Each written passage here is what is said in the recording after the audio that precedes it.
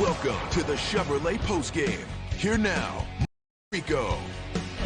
Wow, that was something, wasn't it? What a fun night here. San Francisco 42, Chicago 38. We'll tell you about the implications of this momentarily. I know a lot of folks are waiting for the Week 18 schedule, so are we. So let's look at it together, America. Saturday, Panthers and Bucks will play. Obviously, that game with significance for the NFC South. Not necessarily head-to-head because Atlanta still factors in. If Atlanta has a couple of wins here, it could change the complexion of that game, but likely for the division title. The game for the 1 seed, Seattle, San Francisco in here, 8 o'clock Saturday night, short week for the Niners. That game will be on ABC and ESPN. The Sunday games, Packers are locked into the 7. Colts, Texans are part of that CBS trio at 1 o'clock. In the NFC at 1 o'clock, the Titans and the Jaguars. Jaguars still alive for high seeding in the AFC. They're currently the 3. The late games, and again, both networks will have double headers. Broncos trying to lock down that 1 seed. The Commanders-Eagles game, part of that CBS block. The last game in Orchard Park, unless the Bills find a way to host a game late in the playoffs. And then the Lions and Bears. So Bears fans, you'll see the Lions, Bears at Soldier Field, 4:25 on Sunday. That leaves one game next Sunday night. We will be at the confluence of the 3 rivers for Baltimore, Pittsburgh for the final playoff spot. And could it be the final game for Aaron Rodgers as well? 7 Eastern with football night. Kickoff around 8:20.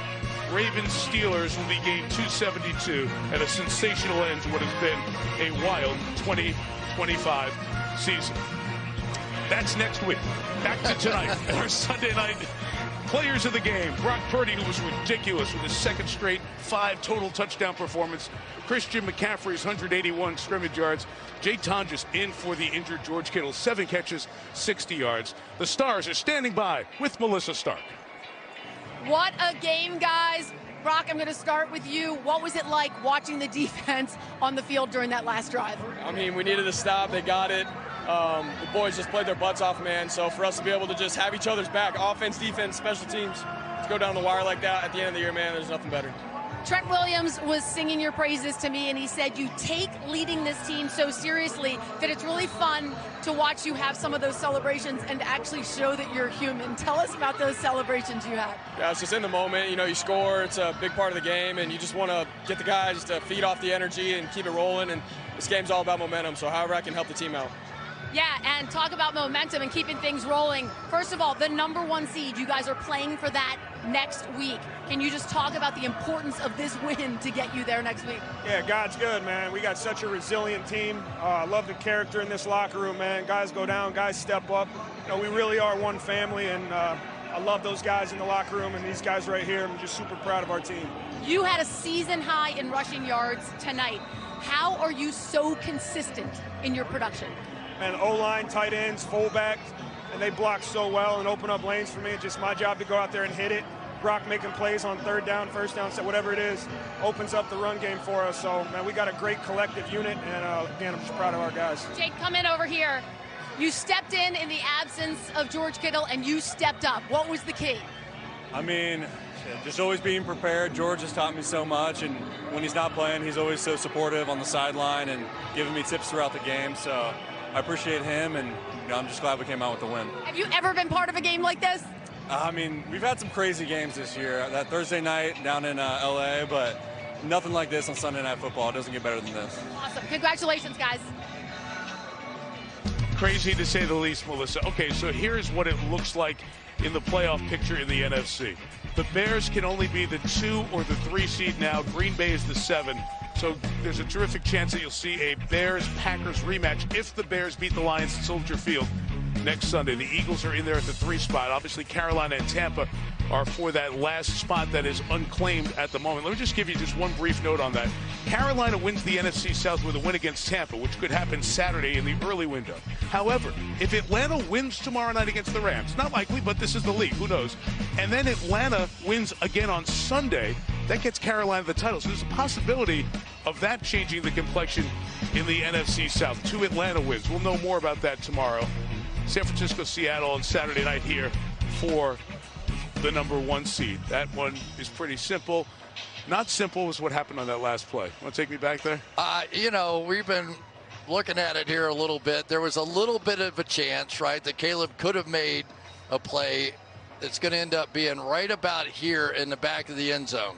So as Ja'Day Walker goes all the way across the field from here, if I've got this right, then he is going to end up with an opportunity. Actually, it might be right there. That's Loveland. There's Loveland in the back of the end zone. You've got a big tight end, and you know what the throw is, right? You throw it about 10 feet high. You give him a chance for a jump ball. But that was well played on defense. It simply was a guy that scrambled, fought his guts out all night, and Caleb Williams has come up so big in those situations. But the Bears proved something to me. To come in after that one last week, all the raw emotion of that, go on the road, they're all sick, right, coming in here, and to fight down to the last snap. This is a team that I think deserves maybe even more respect. We've talked about these last-minute, victories and miracle plays and all that kind of stuff. That's not what we saw tonight. What we saw tonight was a team that was full of guts, full of fight, and they'll be ready for the playoffs. Let's say they beat Detroit. They end up the 2 seed. Then they'll have a couple of playoff games at Soldier Field. And then let's say San Francisco beats Seattle. No easy task. Seattle looks great, right? They might have to come back out here and play again. And if they do, they know that they're within this much. We would like to volunteer to do that game if we get here to see that one again. Or if it's the AFC Championship game, I'll be happy to have my feet up having a beer, and I'll watch Burkhardt and Brady have at it, right? This is really what it's all about. And this is, in many ways, the most unusual year I can remember in the NFL. If you asked me to pick a favorite going into these playoffs, I don't know. Because they're all, you can put something on all of them, right?